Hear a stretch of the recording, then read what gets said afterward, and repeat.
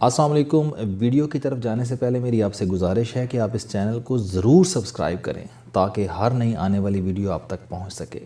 کیا تمہارے پاس گاڑی ہے؟ میں نے مڑ کر اس کی طرف دیکھا اور چند لمحے تک اسے حیرت سے دیکھتا چلا گیا۔ وہ دانت نکال رہا تھا اور بار بار اپنی داڑھی کھجا رہا تھا۔ پارک میں لوگ چہل قدمی کر رہے تھے، کچھ لوگ ہلکی پھلکی جاگنگ بھی کر رہے تھے۔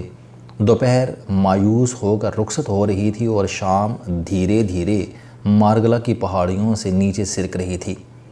گرم دوپہر کے بعد اسلام آباد کی شام کی اپنی ہی خوبصورتی، اپنا ہی سکھ ہوتا ہے۔ میری بچپن کی عادت ہے، میں پریشانی یا ٹینشن میں کسی پارک میں چلا جاتا ہوں، ایک دو چکر لگاتا ہوں اور پھر کسی بینچ پر چپ چاپ بیٹھ جاتا ہوں۔ وہ بینچ میری ساری ٹینشن، میری ساری پریشانی چوس لیتا ہے اور میں ایک بار پھر تازہ دم ہو کر گھر واپس آ جاتا ہوں۔ میں اس دن بھی شدید ٹینشن میں تھا۔ میں نے پارک کا چکر لگایا اور سر جھکا کر بینچ پر بیٹھ گیا۔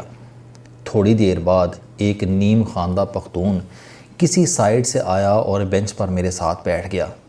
اسے شاید بڑبڑانے کی عادت تھی یا پھر وہ خاموش نہیں بیٹھ سکتا تھا، چنانچہ اس نے مجھے بار بار انگیج کرنا شروع کر دیا۔ وہ کبھی آٹے کی مہنگائی کا ذکر کرتا تھا، کبھی ٹرانسپورٹ کے کرایوں کا رونا روتا تھا اور کبھی لوگوں کے غیر اسلامی لباس پر تبصرے کرتا تھا۔ میں تھوڑی دیر تک اس کی لغویات سنتا رہا، لیکن جب بات حد سے نکل گئی تو میں نے جیب سے تھوڑے سے روپے نکالے اور اس کے ہاتھ پر رکھ دیے۔ وہ تھوڑی دیر تک حیرت سے نوٹوں کو دیکھتا رہا، پھر اس نے کہہ لگایا، نوٹ واپس میرے ہاتھ پر رکھے اور بولا، آپ لوگوں کا بڑا المیہ ہے۔ وہ المیہ کو لمیہ کہہ رہا تھا۔ آپ دوسروں کو بھکاری سمجھتے ہیں۔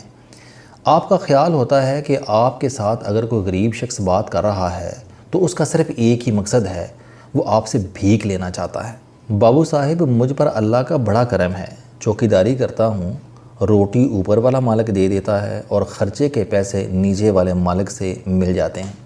میں بس آپ کو پریشان دیکھ کر آپ کے پاس بیٹھ گیا تھا۔ میرا والد کہتا تھا کہ پریشان آدمی کو حوصلہ دینا بہت بڑی نیکی ہوتی ہے، چنانچہ میں یہاں کسی کو پریشان دیکھتا ہوں، میں اس کے پاس بیٹھ جاتا ہوں، مگر آپ نے مجھے بھکاری سمجھ لیا۔ میری حیرت شرمندگی میں بدل گئی اور میں اس سے معافی مانگنے لگا۔ وہ ہنسا اور داڑھی کھجاتے کھجاتے مجھ سے پوچھا کہ کیا تمہارے پاس گاڑی ہے؟ میں نے چند لمحوں تک اس واہیات سوال پر غور کیا اور پھر جواب دیا، ہاں 3-4 ہیں۔ وہ بولا، تم کو پتہ ہے کہ آج کل پیٹرول کی کیا قیمت ہے؟ میں نے ہنس کر جواب دیا، مجھے نہیں پتہ، ڈرائیور پیٹرول ڈلواتا ہے۔ اس نے کہکا لگا کر کہا، اور تم پھر بھی پریشان بیٹھے ہو؟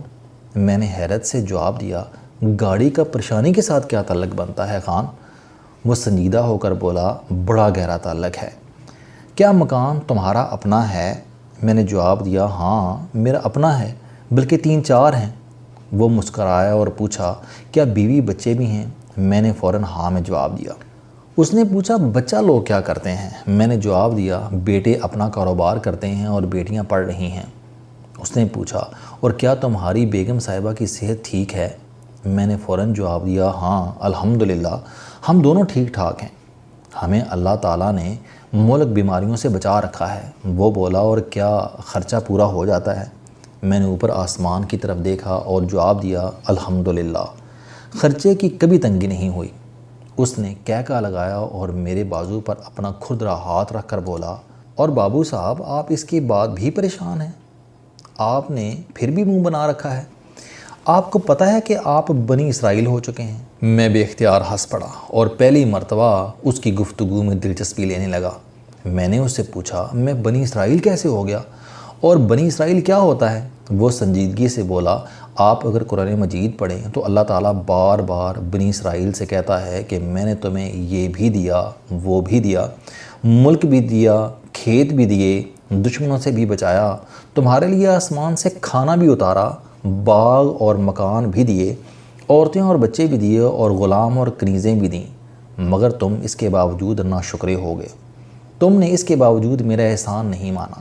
ہمارے مولوی صاحب کہتے ہیں کہ ساری نعمتوں کے بعد بھی جب کوئی شخص اللہ تعالیٰ کا شکر ادا نہیں کرتا، وہ اس کے احسان یاد نہیں کرتا، تو وہ بنی اسرائیل ہو جاتا ہے اور پھر اللہ تعالیٰ اسے بنی اسرائیل کی طرح ذلیل کرتا ہے۔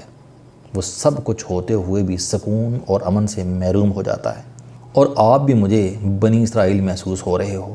آپ کے پاس اللہ کی دی ہوئی تمام نعمتیں موجود ہیں، مگر آپ ان کے باوجود بینچ پر اداس بیٹھے ہیں۔ مجھے آپ پر ترس آ رہا ہے۔ مجھے جھٹکا سا لگا اور میں شرمندگی اور خوف سے اس کی طرف دیکھنے لگا۔ میں اپنے آپ کو پڑھا لکھا اور تجربہ کار سمجھتا تھا۔ بچپن سے اسلامی کتابیں بھی پڑھ رہا ہوں اور عالموں کی صحبت سے بھی لطف اندوز ہوتا رہا ہوں، لیکن آپ یقین کریں بنی اسرائیل کی یہ تھیوری میرے لیے بالکل نہیں تھی۔ میں نے قرآن مجید میں جب بھی بنی اسرائیل کے الفاظ پڑھے، مجھے محسوس ہوا کہ اللہ تعالیٰ ناشکرے اور نافرمان یہودیوں سے مخاطب ہے، یہ انہیں اپنے احسانات یاد کرا رہا ہے۔ لیکن کیا اللہ تعالیٰ کی نظر میں ہر احسان فراموش بنی اسرائیل ہو سکتا ہے؟ اور کیا قدرت اس کے ساتھ وہی سلوک کرتی ہے جو اس نے بنی اسرائیل کے ساتھ وادی سینا اور اسرائیل میں کیا تھا؟ یہ بات میرے لیے نہیں تھی۔ میں اپنی جگہ سے اٹھا، اس ان پڑھ پختون کے ہاتھ کو بوسہ دیا اور پارک سے چپ چاپ باہر آ گیا۔ میں سارا راستہ اللہ کی ایک ایک نعمت یاد کرتا رہا، اس کا شکر ادا کرتا رہا اور اپنی آستینوں سے اپنے آنسو صاف کرتا رہا۔ میں کیا تھا اور میرے رب نے مجھے کیا بنا دیا، مگر میں اس کے بعد بھی پریشان اور مایوس رہتا ہوں۔ مجھ سے زیادہ بنی اسرائیل کون ہو سکتا ہے؟ مجھ سے زیادہ اس کے انتقام کو کون ڈیزرو کرتا ہے؟ میں روتا جاتا تھا اور اللہ تعالیٰ سے معافی مانگتا جاتا تھا۔ اس نے مجھے اپنے اس شاندار ترین وقت میں پیدا کیا جس میں دنیا کے تمام ناممکنات ممکن ہو چکے ہیں۔ پوری دنیا کا علم موبائل فون کی سکرین میں اکٹھا ہو چکا ہے۔ آپ گوگل پر ٹائپ کریں اور آپ کی ٹائپنگ مکمل ہونے سے پہلے آپ کے سوال کے تمام ممکنہ جواب سکرین پر موجود ہوتے ہیں۔ دنیا نے کرونا جیسی وبا 2 سال میں صفحہ ہستی سے مٹا دی۔ 8 ملک بیماریاں بچپن میں ویکسین دے کر ختم کر دی جاتی ہیں۔ دنیا میں اب نئے دل، پھیپھڑے، گردے اور جگر لگائے جا رہے ہیں۔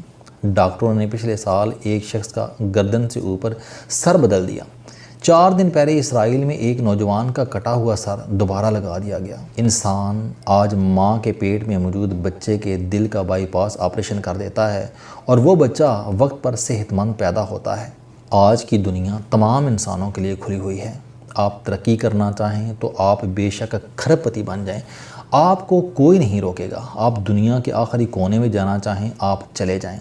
آپ 70 سال کی عمر میں پی ایچ ڈی کرنا چاہیں، آپ کر لیں۔ اور آپ آج سیاہ فام یا انڈین ہوتے ہوئے بھی امریکہ اور برطانیہ کے حکمران بن سکتے ہیں۔ اللہ نے مجھے اپنے اس شاندار زمانے میں پیدا کیا۔ اس نے مجھے حادثوں اور بیماریوں سے بھی بچائے رکھا۔ اس نے مجھے بے انتہا رزق بھی دیا، اولاد کی نعمت بھی دی، عزت اور شہرت بھی عنایت کی، ملک اور مکان بھی دیا اور خدمت کرنے والے لوگ بھی دیے، اور مجھے بے لوث دوستوں سے بھی نوازا۔ مگر میں اس کے باوجود پریشان بھی رہتا ہوں اور بے آرام بھی۔ لہٰذا مجھ سے بڑا بنی اسرائیل کون ہے؟ مجھے بنی اسرائیل سے متعلق آیتیں یاد آ رہی تھیں اور میں بار بار اپنے آپ سے کہہ رہا تھا، تم میں اور ان لوگوں میں کیا فرق ہے؟ وہ بھی اللہ کے احسان بھول گئے تھے اور تم بھی، وہ بھی ناشکرے تھے اور تم بھی، وہ بھی مزید کی دوڑ سے بعد نہیں آ رہے تھے اور تم بھی، وہ بھی اللہ کے نافرمان تھے اور تم بھی۔ لہٰذا پھر تمہارے ساتھ وہ سلوک کیوں نہ ہو جو بنی اسرائیل کے ساتھ ہوا تھا؟ وہ سینا کے صحرا میں بھٹک بھٹک کر مر گئے تھے اور تم بھی خواہشوں، نفرتوں اور اداسیوں کے جنگلوں میں مارے مارے پھر رہے ہو۔ تم میں اور ان میں آخر کیا فرق ہے؟ میں نے اللہ تعالیٰ سے معافی مانگی، توبہ کی اور شکوے کو شکر سے بدل دیا۔ آپ یقین کریں میں اس دن سے ایک مکمل مختلف انسان ہوں۔